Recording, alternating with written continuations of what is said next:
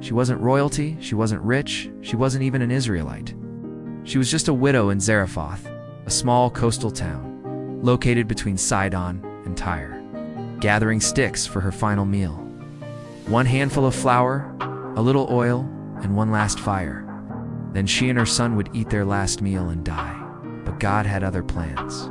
Elijah had been hiding by a brook east of the Jordan where the water had dried up and the ravens stopped coming. And God said, "Go to Zarephath. I've commanded a widow to feed you."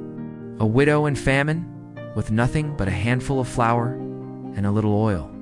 Elijah obeyed God, and when he arrived, he saw her. She bent low to gather sticks, her hands trembling from hunger. So Elijah asked her for water. Then he asked for bread. She looked up and said to him, "I have only a handful of flour and a little oil. I'm preparing a meal for my son and me, and then we will die." Have you ever been in a place where there seems like there is no hope, where your life seemed to be going in the wrong direction, where you just want to give up? Has anyone ever asked you to give, to trust, and to believe when all you want is to be left alone? Elijah did not worry about what the widow was facing because he came with a purpose. "Do not be afraid," he said. "Make me a small cake of bread from what you have and bring it out to me. Afterward, make some for yourself and your son, and the jar will not run dry." So she went away and did as Elijah had told her. And there was food every day for Elijah and for the woman and her son. What amazing faith. What would you have done in this situation?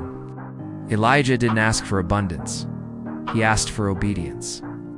"Make mine first," he said, not to take from her, but to unlock what heaven had already prepared. The flour never ran out.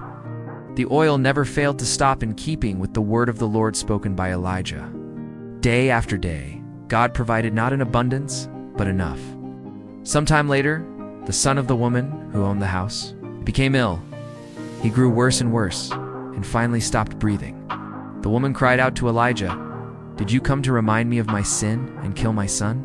Elijah took the child, carried him to the upper room, laid him on the bed, stretched himself over the boy 3 times, and prayed, "Lord, let this child's life return to him."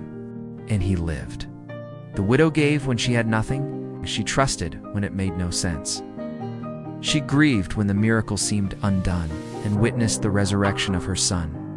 Her offering was small. Her return? A miracle. God didn't just sustain her, He restored purpose to her soul. Share this message with someone who needs to know. God isn't finished. This is the Scripture Speaks, where biblical truth meets today's reality.